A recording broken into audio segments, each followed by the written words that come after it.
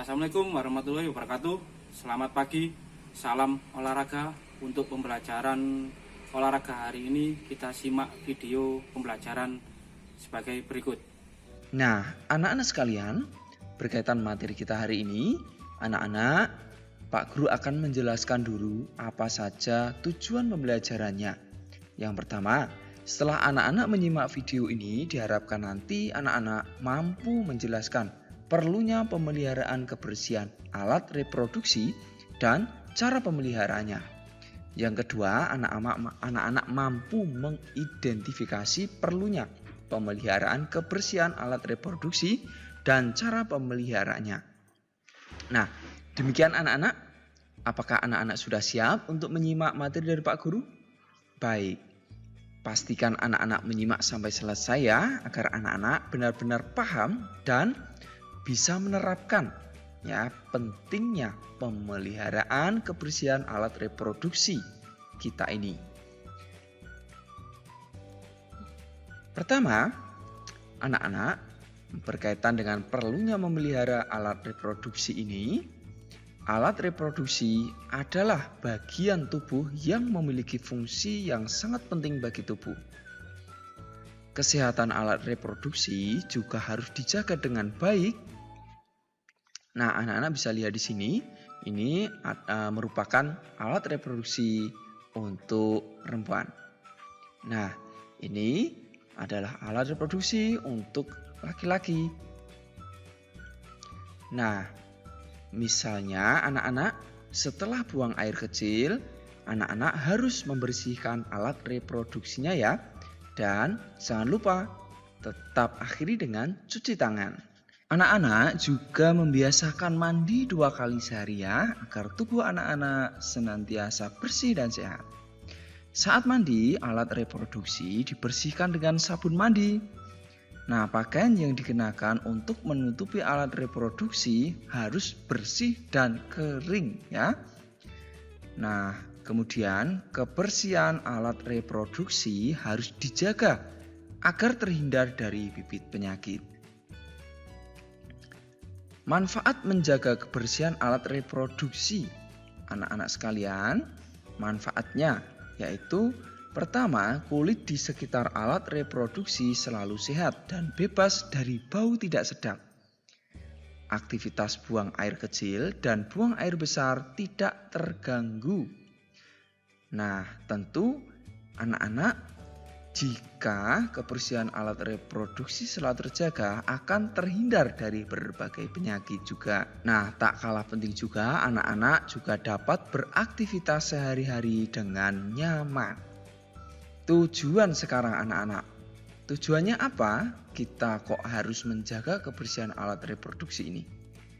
Tujuan yang pertama, memelihara fungsi alat reproduksi kita. Kedua, menghindari munculnya aroma tidak sedap pada alat reproduksi.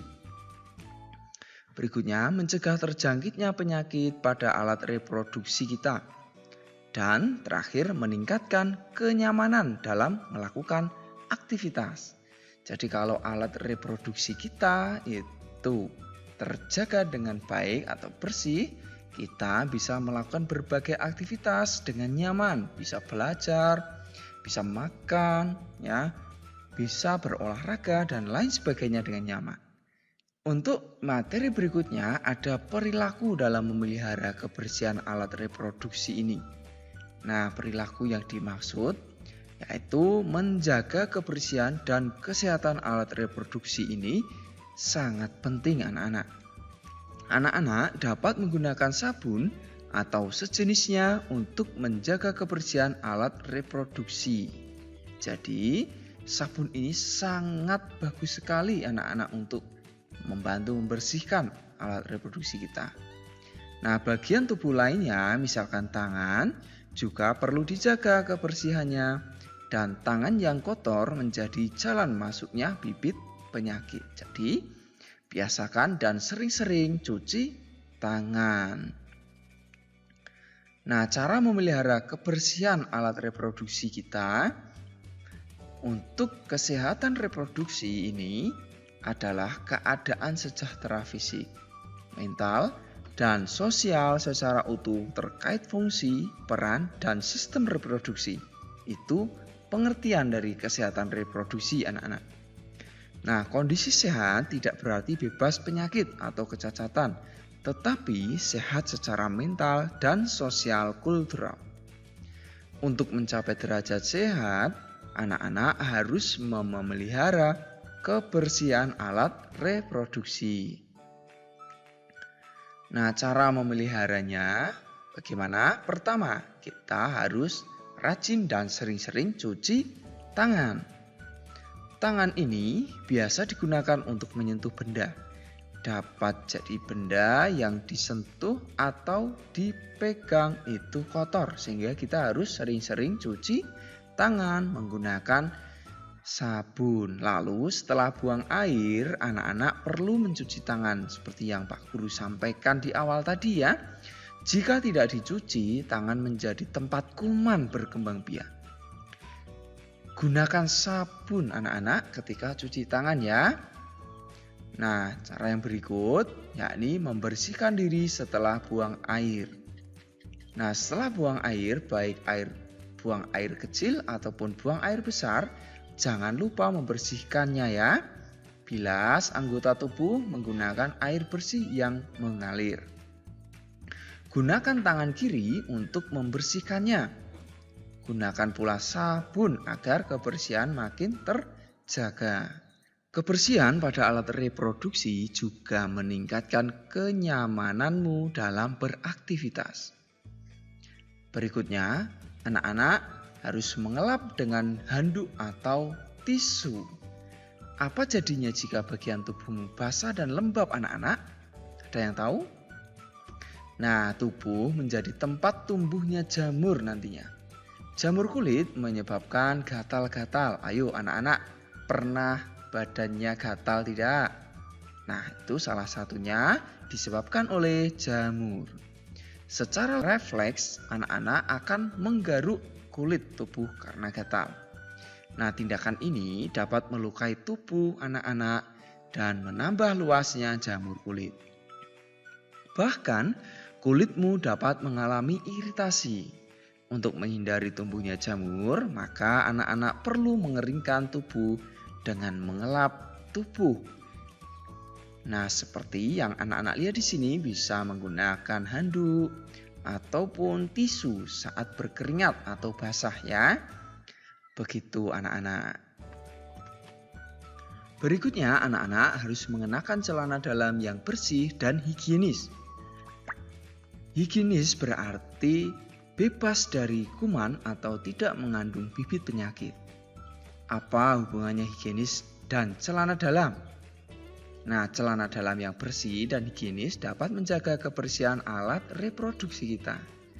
Ganti celana dalam sekurangnya 2 kali dalam 1 hari ya. Mengapa? Karena celana dalam yang kotor ini dan lembab akan rentan sekali dengan kuman atau penyakit. Kamu dapat memilih celana berbahan katun karena bahan katun menyerap keringat sehingga sekitar alat reproduksi anak-anak tidak lembab. Gitu ya anak-anak. Nah, berikutnya mencuci pakaian dan celana yang kotor. Pakaian dan celana kotor menjadi sarang bibit penyakit. Agar tetap bersih, pakaian dan celana kotor harus dicuci ya. Setelah dicuci harus dijemur. Juga bisa dilanjutkan dengan disetrika. Nah, anak-anak, Pak Guru mau tanya anak-anak di sini, siapa yang sudah bisa cuci pakaian sendiri? Ayo, coba jawab di kolom komentar ya. Siapa yang sudah bisa mencuci pakaian sendiri? Atau bisa membantu orang tua saat mencuci pakaian? Nah, berikutnya anak-anak kenakan celana yang longgar atau tidak terlalu sempit. Amati cara berpakaian teman-teman anak-anak. Adakah temanmu atau orang yang di sekitar anak-anak mengenakan celana ketat? Ada atau tidak? Nah, tahukah kamu mengenakan celana ketat dapat mengganggu peredaran darah? suhu tubuh pun juga akan meningkat. Agar kesehatan reproduksi terjaga, kamu sebaiknya mengenakan celana agak longgar. Nah, anak-anak dapat bebas bergerak dan lebih nyaman beraktivitas. Tentu kalau menggunakan celana yang agak longgar, ya. Berikutnya, membiasakan buang air di toilet atau di kamar mandi ya. Nah, mengapa anak-anak? Membiasakan buang air di toilet atau kamar mandi ini adalah kebiasaan yang terpuji dan dapat menjaga kesehatan tubuh kita. Hindari buang air di sembarang tempat anak-anak. Selain mengganggu orang lain, buang air di sembarang tempat ini merupakan perilaku yang tidak terpuji atau perilaku yang tidak baik. Kebersihan toilet atau kamar mandi juga perlu dipelihara secara rutin. Nah, toilet atau kamar mandi yang kotor menjadi sarang kuman. Kuman dapat menimbulkan penyakit. Itu ya anak-anak. Selanjutnya, anak-anak perlu menjauhi makanan dan minuman yang kurang sehat. Bisa anak-anak lihat beberapa contoh makanan di sini. Setiap orang tentu perlu makanan dan minuman sehat ya. Nah, dengan mengonsumsi menu sehat, anak-anak dapat menjaga kesehatan alat reproduksi juga. Kamu juga perlu membiasakan pola hidup sehat, misalnya rajin berolahraga. Apakah makanan dan minuman di lingkunganmu sehat? Jawab jujur ya, ayo. Baik. Berikutnya anak-anak, Pak Guru akan tambahkan juga materi penyakit akibat kebersihan alat reproduksi yang tidak terjaga. Apa saja penyakitnya? Pertama, ada infeksi saluran kencing. Infeksi saluran kencing atau infeksi saluran kemih disebabkan bakteri Escherichia coli. Bakteri ini hidup di dalam saluran cerna yang masuk pada saluran uretra. Infeksi saluran kencing dibagi menjadi infeksi saluran kencing bagian bawah dan bagian atas. Gejala infeksi ini untuk yang bagian bawah yaitu rasa ingin selalu buang air kecil, nyeri atau perih saat buang air kecil, warna urin keruh, dan bau urin tidak sedap. Gejala infeksi saluran kencing bagian atas yaitu nyeri pada bagian selangkangan, mual, dan demam. Nah, penyakit berikutnya ada kudis. Kudis disebabkan tungau Sarcoptes scabiei. Tungau menggali sarang di bawah lapisan kulit, sehingga kulit akan gatal dan membentuk ruam.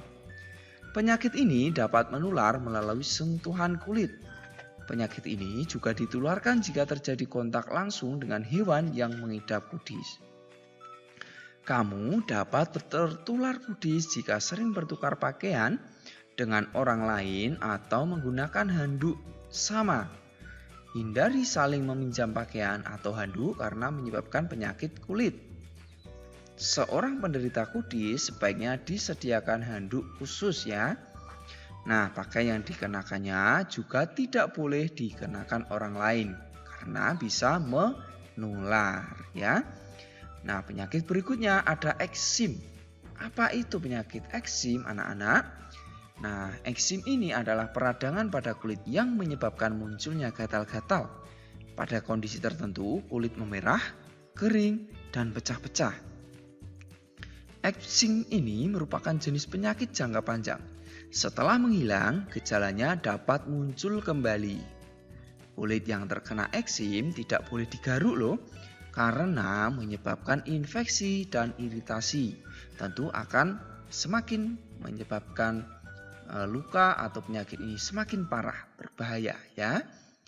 Dan penyakit yang terakhir ada uretritis. Uretritis ini adalah infeksi yang menyebabkan peradangan pada bagian lapisan uretra. Lapisan uretra adalah sebuah saluran kecil yang berfungsi mengalirkan air kencing keluar tubuh. Bisa anak-anak lihat pula di gambar di sini ya, uretra. Nah, penyebab uretritis ini antara lain bakteri yang masuk ke saluran uretra sehingga terjadi infeksi. Tanda-tandanya seperti gatal, terlihat memar, dan perih. Kesehatan alat reproduksi juga dapat dideteksi dengan bau loh. Nah, jika tercium bau tidak sedap, berarti kebersihan alat reproduksi kurang terjaga. Jika kamu menemukan tanda-tanda tersebut, segera bersihkan alat reproduksi dan periksakan diri ke dokter. Itu ya, tentu sampaikan pula pada orang tua ya. Demikian video pembelajaran hari ini tentang olahraga. Semoga bermanfaat. Tetap jaga kesehatan, tetap berolahraga. Assalamualaikum warahmatullahi wabarakatuh.